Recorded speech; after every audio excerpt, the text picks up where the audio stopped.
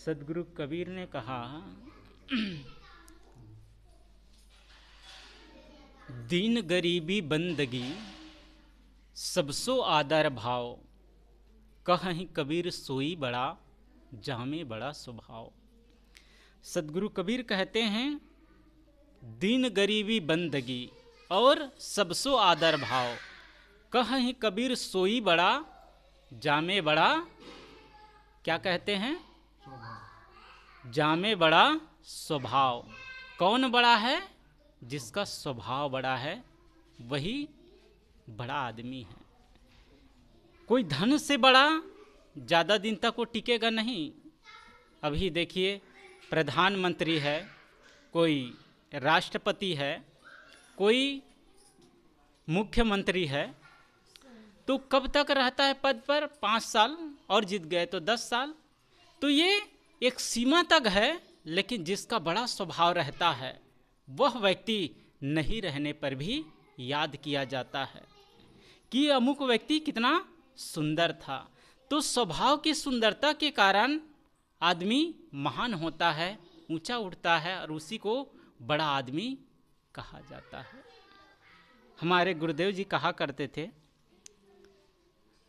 अभिलाष साहब, कि एक पीढ़ी का सुधार होता है तो 3 पीढ़ी अपने आप सुधर जाते हैं।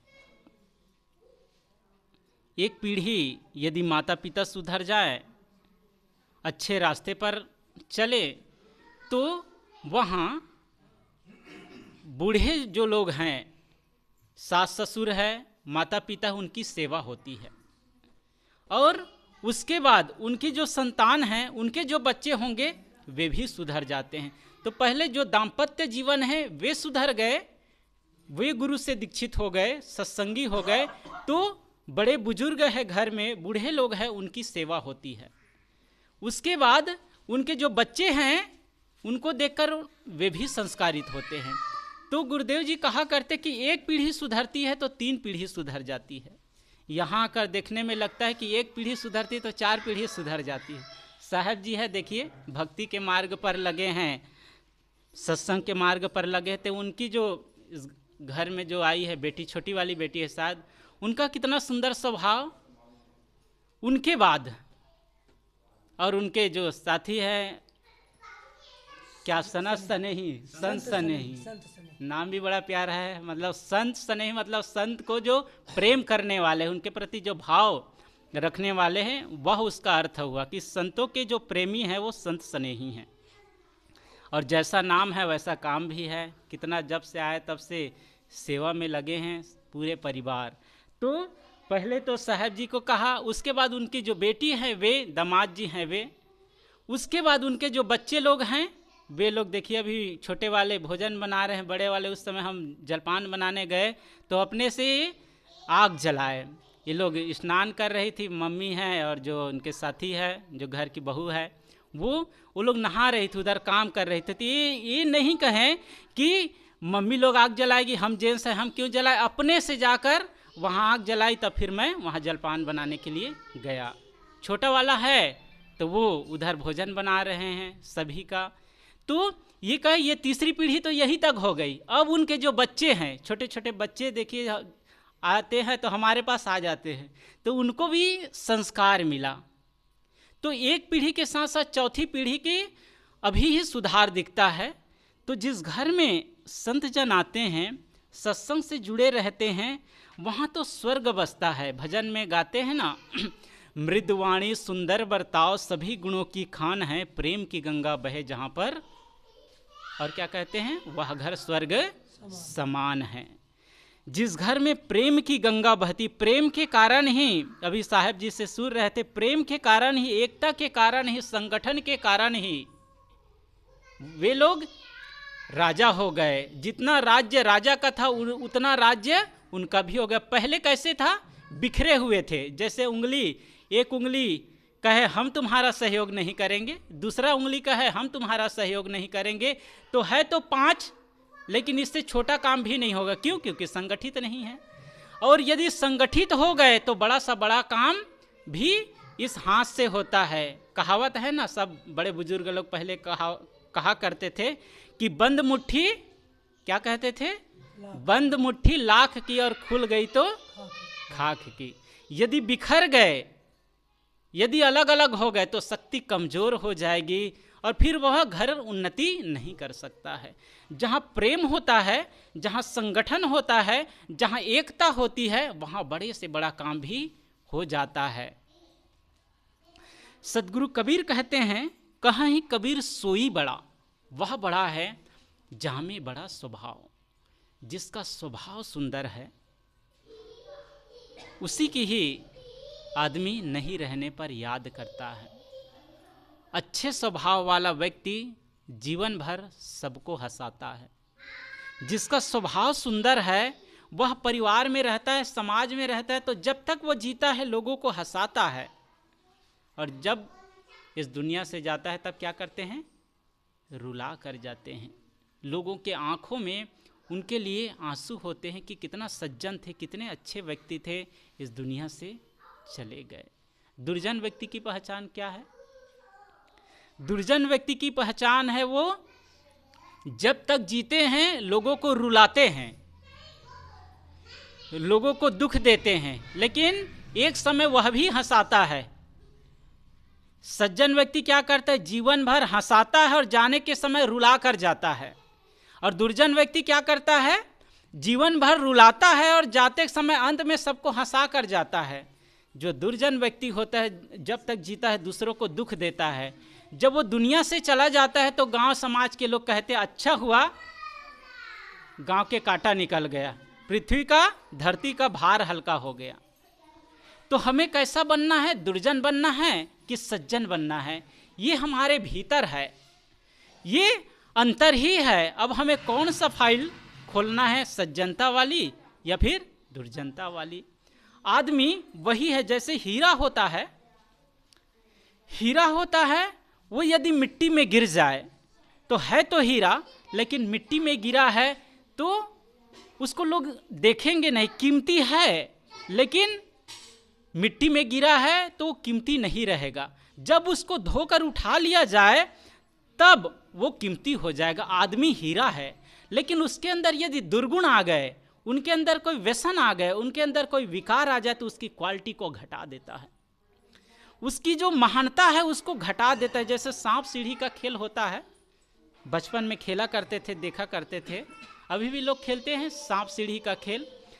कोई सीढ़ी के पास आ गया कोई गोली तो कहाँ चला जाता है? जहाँ सीढ़ी का अंतिम छोर है वहाँ पर वो गोली पहुँच जाता। और यदि सांप के मुख पर के पास वो गोटी आ गई तो कहाँ चला जाता है? जहाँ सांप की पूंछ है वहाँ आ जाता है। अर्थात यदि सांप काट ले तो वह ऊपर से नीचे गिर जाता है, और सीढ़ी के पास चला जाए तो नीचे से ऊपर आ जाता है। आदमी का यदि स्वभाव अच्छा हो गया, उसके अंदर कोई दुर्व्यसन नहीं है, कोई अवगुण नहीं, तो वो ऊपर उड़ जाता है, महान हो जाता है। और आदमी के अंदर कोई गलत आदतों में फंस गया तो उसकी क्वालिटी को, उसकी महानता को, उसकी विशेषता को वो घटा देता है। लोग कहते हैं कैसा आदमी है, घर के लोग तो सब अच्छे, ये आदमी कैसा हो गया? उसके लोग बारंबार चर्चा करते हैं कि ये आदमी ठीक नहीं है, तो उसकी जो क्वालिटी है वो घट जाती है। गलत आदतें बड़ी सरलता से आ जाती हैं। जो गलत आदतें हैं ना, शराब पीने की आदत है, बड़ी सरलता से आ जाती है। बस साथियों के साथ गए, पी रहे हैं साथी लोग, देखकर अरे तुम भी पियो कहते हैं, बस कहते कहते पीना शुरू कर देता है। कोई सिगरेट पीना शुरू कर देता है, कोई जुआ खेलना शुरू कर देता है। ये सब क्या है? गलत आदतें हैं। तो गलत आदतें होती है, बड़ी सरलता से आ जाती है, उसके लिए कोई मेहनत ज़्यादा नहीं करना पड़ता, लेकिन आने के बाद जिंदगी को बहुत कठिन बना देती है। घर के लोग समझाते हैं। एक आदमी है, बहुत एक भक्त है, उनके 2 बेटे हैं। एक बेटा अपने माता पिता के साथ रहते तो वो अच्छा है, जैसे उनके माता पिता हैं वैसे है, संतों की सेवा करते हैं, सत्संग में जाते हैं, उनका बड़ा अच्छा स्वभाव है। एक बेटा बाहर रहता था तो संगी साथियों के साथ शराब पीना सीख गया। अब जब पढ़ लिख के घर में आया तो आदत वहीं खींच ले जाती जहाँ से आदमी को दुख मिलता है। गलत आदतें आदमी को वहीं ले जाता है जहाँ से उसको दुख मिलता है। जहाँ परिवार के लोग दुखी होते हैं वही काम करता है वो। तो शराब पीने लगता।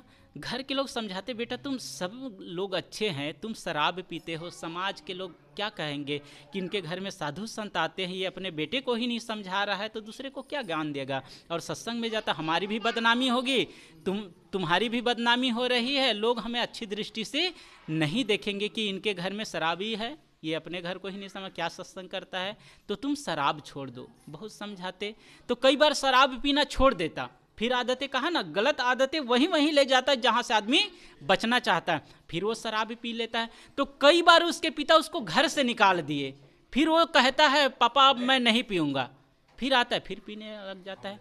तो गलत आदतें वैसे ही है जैसे कोई माताएं लोग, कोई पर्व होता है ना वट सावित्री, उधर बिहार तरफ मनाते वट सावित्री, बरगद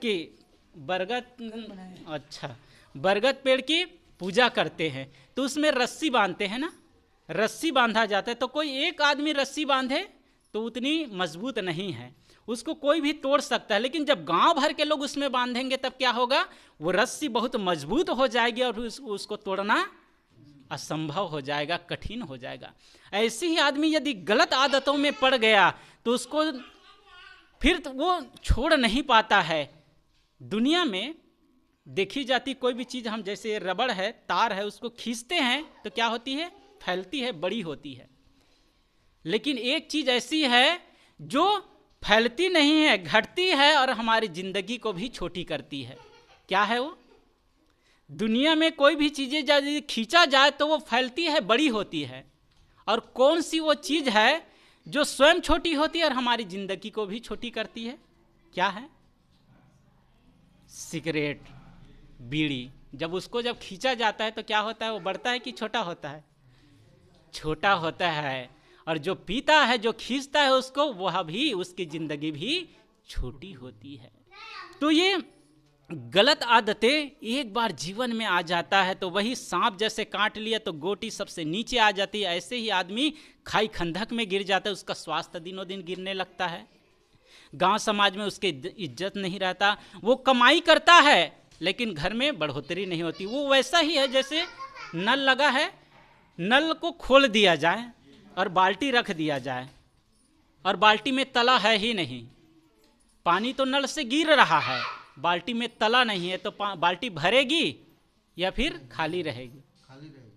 क्यों खाली रहेगी? तला नहीं, उसका तल ही नहीं तो टिकेगा कैसे? ऐसे ही आदमी यदि गलत चीजों में उसका पैसा जा रहा है तो वैसा ही है जैसे कमाई तो कर रहा है, बहुत मेहनत कर रहा है, लेकिन वो व्यसन में चला जाता है, शराब में चला जाता है, जुआ में चला जाता है। देखिए महाराज युधिष्ठिर के पास कितना चक्रवर्ती सम्राट बन गए थे, राजसूय यज्ञ किए तो, लेकिन क्या आदत? एक जुआ खेलने की आदत। युधिष्ठिर जिसको धर्मराज कहा जाता, वो कहता है मुझे जुआ खेलना पसंद नहीं है, लेकिन यदि कोई निमंत्रण दे दे तो मैं रुक नहीं सकता। एक बार सब अपने को हार गए, पत्नी को हार गए, भाइयों को हार गए, सारा राजकाज हार गए। लौटाए द्रौपदी के कहने पर उसके ससुर वो धृतराष्ट्र। फिर जब जा रहे थे फिर भेजा गया, दुशासन आके बताता है बूढ़ा तो सब अनर्थ कर दिया, इतना मेहनत से, इतना दावपेच करके जो हमने पैसा कमाया था, वो राज्य को लिया था, राज्य को हड़प लिया था, सब दे दिया। तो कर्ण, शकुनी और दुर्योधन फिर उनके पास जाकर कहते हैं धृतराष्ट्र के बाद, आप ये क्या कर दिए? समझाते बुझाते फिर मानते हैं, मोह था ना उसको। तो आदमी, मोही आदमी जो होता है ना, वो सही निर्णय नहीं कर पाता है। राजा दशरथ को देख लीजिए, ये सब उदाहरण है। राम के प्रति बहुत मोह था। घर में कोई फंक्शन होता है तो दूर के रिश्तेदारों को भी निमंत्रण दिया जाता है कि हमारे घर में फंक्शन हो रहा है, सत्संग ही हो रहा है, शादी है, ब्याह है, तो दूर के रिश्तेदारों को भी निमंत्रण दिया जाता है कि हमारे घर में फंक्शन है, शादी है, आप सब आइए। उतने बड़े राज्य का राजा बना रहे थे वो अपने बेटे को, राम को, लेकिन अपने ही बेटे को बुला नहीं रहे थे। वही संदेह था ना, क्योंकि वो निर्णय गलत कर रहा था। बंधा किसमें था? वो निर्णय, वो बंधा ही इसमें था। जब केकई से शादी करना चाहता, उसके जो पिता थे केकई के, उन्होंने शर्त करवा लिए थे कि जो बच्चा केकई से पैदा हो वही आपके राज्य का मालिक बनेगा, वही उत्तराधिकारी होगा। तो वो शर्त में पहले ही बंधे हुए थे, उनके प्रति मोह था। जब राम पैदा हुए चारों बच्चे पैदा हुए तो राम सद्गुण संपन्न थे, सबसे योग्य थे, तो उनके प्रति भी उनको मोह था। तो जहां मोह होता है, लगाव होता है, आदमी सही निर्णय नहीं कर पाता है। उनको क्या था, भरत को राज्य गद्दी देना था शर्त के मुताबिक, लेकिन राम की योग्यता देखकर राम को राजगद्दी देना चाहे। और कैसा देना चाहे, जब उनके ही बेटे घर में नहीं है, तब इतने बड़े राज्य का उसको उत्तराधिकारी बना रहे हैं, राजा बना रहे हैं, और कहते भरत तुम्हारे अनुयायी है, तुम्हारे कहे हुए रास्ते पर चलता है, लेकिन साधु पुरुष का मन भी कब क्या बदल जाए क्या पता। इसलिए जब तक वे लोग दूर है, ननिहाल में है, तब तक तुम्हारा राज्य तिलक हो जाना चाहिए, और कल ही हो जाना चाहिए।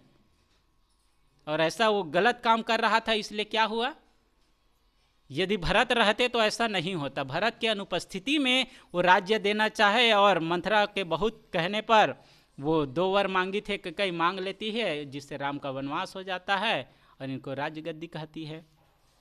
तो ये आदमी के मन में किसी के प्रति यदि मोह होता है, लगाव होता है, तो फिर आदमी सही निर्णय नहीं कर पाता। आदमी कमाता है, वह टिक नहीं पाता। क्यों? क्योंकि व्यसन में फंस गया, कोई दुर्व्यसन में फंस गया।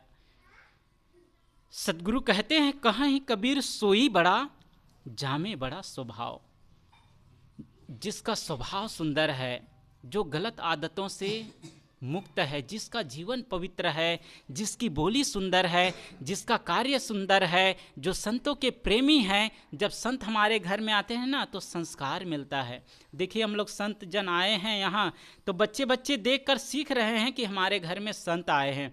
बंदगी करना सीखते हैं, उनके पास जाते हैं। माता पिता क्या करते हैं, वे सीखते हैं, और उनको देखकर वे जब बड़े होंगे तो वह भी सत्संग कराएंगे, वह भी संतों को बुलाएंगे। अभी साहब जी संतों के प्रेमी थे, उनकी बेटी यहाँ आई है, यहाँ सत्संग करा रहे, उनके पूरा परिवार सत्संगी। कौन? साहब जी का दिया हुआ संस्कार है, और वो संस्कार उनकी बेटी पर, दामाद पर है, तो वे लोग अपने घर में सत्संग करा रहे हैं। और उनके जो बेटे बहू हैं, वे लोग भी, उनकी बहू बैठी है, कितना जब से आए तब से देखते हैं, बहुत काम करती है, बहुत सेवा करती है। सभी घर में वहाँ गए तो वहाँ के भी लोग, वहाँ बैठी हुई है बहन जी, वे लोग, तो एक अच्छा संस्कार मिलता है, और हमारा जीवन दिनों दिन पवित्र होता जाता है, अच्छे संस्कारों से युक्त होता जाता है। तो हमें सत्संग करते रहना चाहिए, संतों के पास जाते रहना चाहिए। सदगुरु कबीर कहते हैं, कहीं कबीर सोई बड़ा, जामे बड़ा स्वभाव। अपने स्वभाव को घटने मत दो। वही सीढ़ी के जैसे हम सत्संग से जुड़े रहेंगे, हम संतों से जुड़े रहेंगे, तो दिनों दिन ऊंचे उठते रहेंगे। समाज में हमारी प्रतिष्ठा होती है। भले ही गांव समाज के लोग जो है ना नहीं जुड़े हैं, वे लोग नहीं आ पाते हैं, नज़दीक के पाड़ा पड़ोस के लोग हैं नहीं, लेकिन वे लोग देखते हैं इनके घर में संत आते हैं, इनके घर में सत्संग होता है, तो उनके हृदय में भी उनके प्रति प्रेम होता है। वे लोग भी सम्मान से देखते हैं कि इनके घर में संत जन आते हैं, ये लोग सत्संगी है। भले ही वे अपना नहीं कर पाते हैं, वे लोग उस रास्ते पर नहीं चल पाते हैं, लेकिन अच्छे लोगों को देखकर तो मन में भाव जगता है कि ये लोग कितने अच्छे हैं। तो नहीं रहने पर मैं कह रहा था कि एक दिन सबको, मेरी मेरी करता फिरता, मेरी मेरी करता फिरता, हो करे मस्त दीवाना, पंछी रे ये देश बेगाना, पंछी रे ये देश बेगाना, जिनके संग तू झूमे गाए, हो कर मस्त दीवाना, हो कर मस्त दीवाना, उड़ जाएंगे गीत सुना कर, उड़ जाएंगे गीत सुना कर, पिंजड़ा देखे पुराना,